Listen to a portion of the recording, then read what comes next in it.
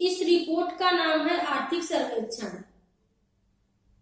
इस रिपोर्ट में अनचाही लड़कियों के आंकड़े पेश किए गए हैं जो चौंका देने वाले हैं। भारत में 21 मिलियन यानी 2 करोड़ 10 लाख अनचाही लड़कियां पैदा की गई हैं और ये लड़कियां लड़कों की चाहत में पैदा की गई हैं, इसलिए ये आंकड़े बढ़ गए हैं। जब मैंने इन आंकड़ों को सुना तो मेरे तो होश ही उड़ गए। भारत में इतनी बड़ी विडंबना, 2 करोड़ 10 लाख लड़कियों को पैदा करने में खुशी नहीं हुई बल्कि निराशा हुई है। और ये निराशा उनके पालन पोषण और परवरिश में भी झलकती है। कई ऐसी लड़कियों को मैं जानती हूँ जिनके नाम चिंता और निराशा है।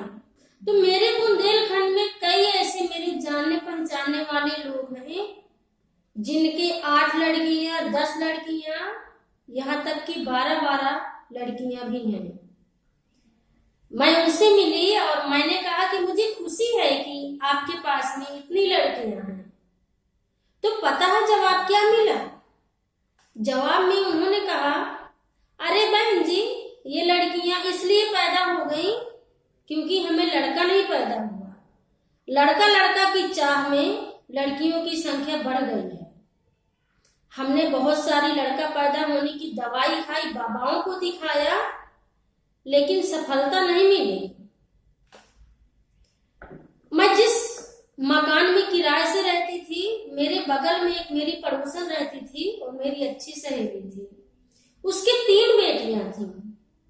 जब हम दोनों दरबार के लिए बैठते थे तो मैं उसको अक्सर बोलती थी कि अब ऑपरेशन करा लो, 3 बेटियां काफी हैं। तो बहुत रोती थी, कहती थी मैं तो चाहती हूँ कि अब मैं बच्चे नहीं पैदा करूं, लेकिन मेरे ऊपर बहुत बड़ा दबाव है।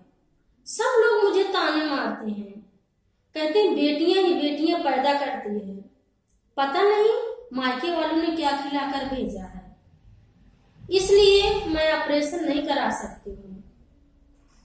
जब उसके चौथा बच्चा पेट में आया तो परिवार में सबके मुंह से यही सुनने को मिला कि इस बार बेटा ही पैदा होगा, लेकिन बेटी पैदा हुई। उसको बहुत कुछ सुनने को मिला। जब बेटी पैदा हुई उसको ठीक से खाना तक नहीं दिया गया। परिवार वाले अच्छा व्यवहार भी नहीं करते थे उसके साथ में, लेकिन फिर से उसको बच्चा पैदा करने का दबाव हुआ। जब 5वां बच्चा उसके पेट में आया तो परिवार वाले एक बाबा के पास में ले गए। उन्होंने कहा कि हम तुम्हारा इलाज कराएंगे। वो ऐसा बाबा है जो लड़का पैदा होने की दवा देता है और कहता है कि मैं गारंटी से दवा दूंगा। जब औरत को बाबा के पास ले गए और अकेले में बाबा ने बुलाया तो बाबा ने कहा कि तुम मेरे साथ शारीरिक संबंध बनाओ और मेरी गारंटी है कि तुम्हारे बच्चा पैदा होगा, और वो भी लड़का। औरत बहुत डर गई। वो वहां से चली आई। जब आई और अपने पति को पूरी बात बताई, उसने कहा कि मैं अब ऐसे बाबाओं के पास में नहीं जाऊंगी। मुझसे भी ये बात बताई, लेकिन जब 5वां बच्चा पैदा हुआ तब भी बेटी। तो ये एक उदाहरण है आपके सामने, और ये सिर्फ गांव और अनपढ़ लोगों की बात नहीं है। मैं कई ऐसे लोगों को जानती हूँ जो अच्छे खासे पढ़े लिखे, सरकारी नौकरी पेशा वाले और शहर के लोग हैं जिनके अनचाही लड़कियां पैदा हुई हैं।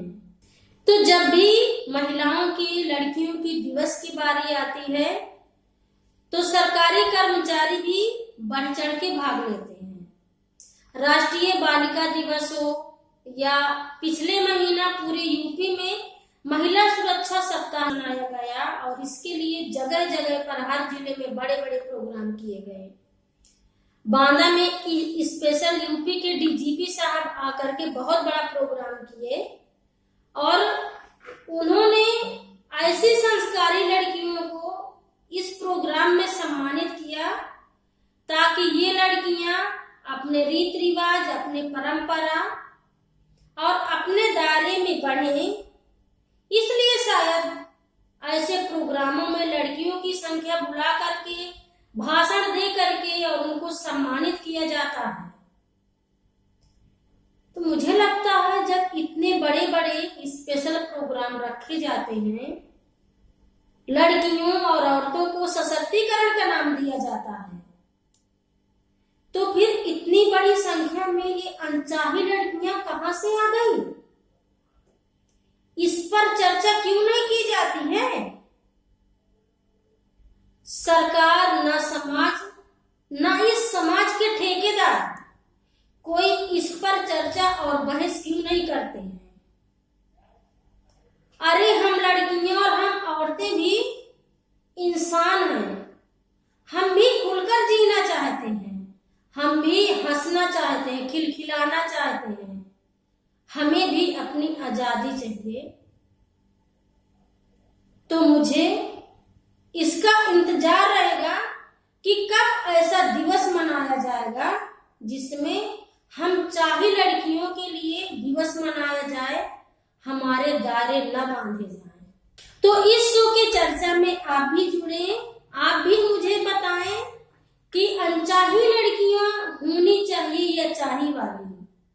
क्या अगली लिस्ट में चाही वाली लड़कियों के नाम पेश होंगे? आप जरूर से मुझे लिख करके भेजें और मेरे चर्चा में शामिल हों। तो अगले शो में फिर मिलते हैं करारी बातों के साथ में। तब तक के लिए नमस्कार।